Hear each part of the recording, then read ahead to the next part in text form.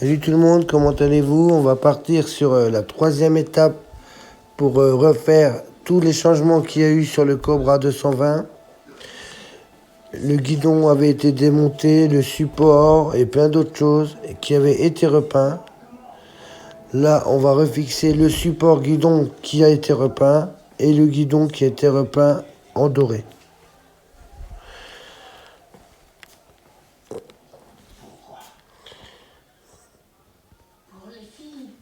C'est de mettre bien droit.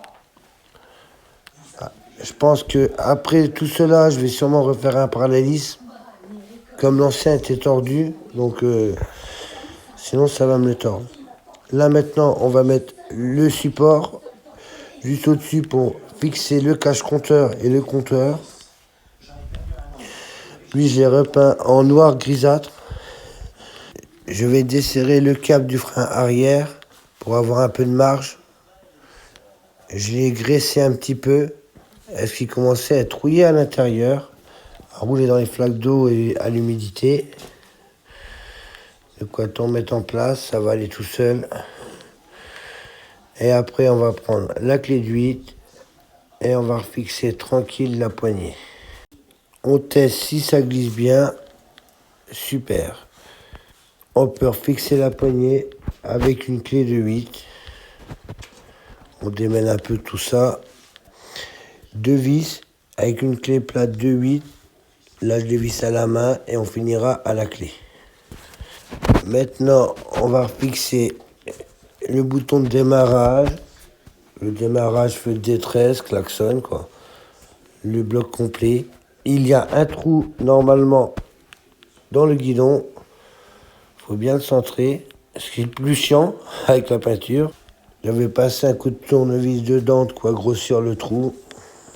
C'est 2 vis cruciformes, assez longues. Il faut déjà que j'arrive à le mettre en place. Et voilà. Une fois que c'est en place, on peut mettre les vis. Et je vais bien le visser à fond, quoi que ça tienne bien. Et après, je vais prendre la clé de 8, serrer à fond la poignée de frein, comme j'avais juste fait un pré-serrage à la main tout à l'heure.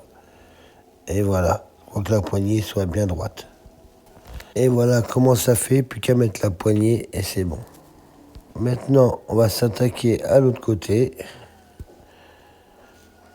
Il y a la poignée de frein et l'accélérateur. On commence par la poignée de frein, c'est le frein avant. La même chose, 2 vis de 8, on les serre à la main et on met la poignée bien parallèle à celle de l'autre côté. On incline autant que l'autre et on finit par serrer à la clé de 8. Allez, 2-3 tours et ça doit être bon.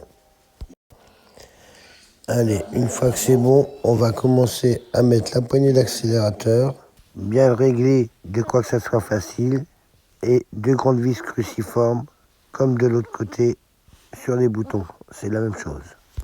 Une fois que tout est vissé, on met les poignées, la droite et la gauche. On fait desserrage final sur tout, et on se prépare pour visser le cache-compteur, et le compteur également. Le cache-compteur, c'était 3 vis cruciformes. Moi, j'ai mis 3 scie pans qui n'étaient pas oxydés en inox. Et maintenant, on met le compteur dessus. Et voilà. Sinon, bien serrer les vis à fond. Par contre, il restait les cache-poignées à mettre également. J'ai préféré refaire une autre couche sur les supports des cache-poignées. Donc, ils seront mis sur la 4e étape. Et pour la 4e étape, je décollerai les autocollants et en remettrai d'autres. Là, j'ai juste mis le petit fantôme devant. J'avais également démonté le cache-chaîne qui était dans un sale état. J'avais tenté une autre couleur. J'ai poncé et je l'ai repeint en gris également. On serre les 3 écrous de 10 pour serrer le cache-chaîne. Il n'y a pas beaucoup de tours à faire sur les vis du cache-chaîne. 3-4 tours, ça se visse très rapidement. On garde la même clé pour serrer le câble de frein arrière.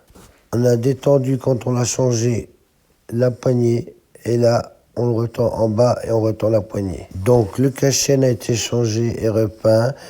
Les poignées, les cache-poignées qui n'ont pas été installés comme il y a une troisième couche. L'accélérateur, tout ce qui est poignée de frein, compteur, cache-compteur, etc.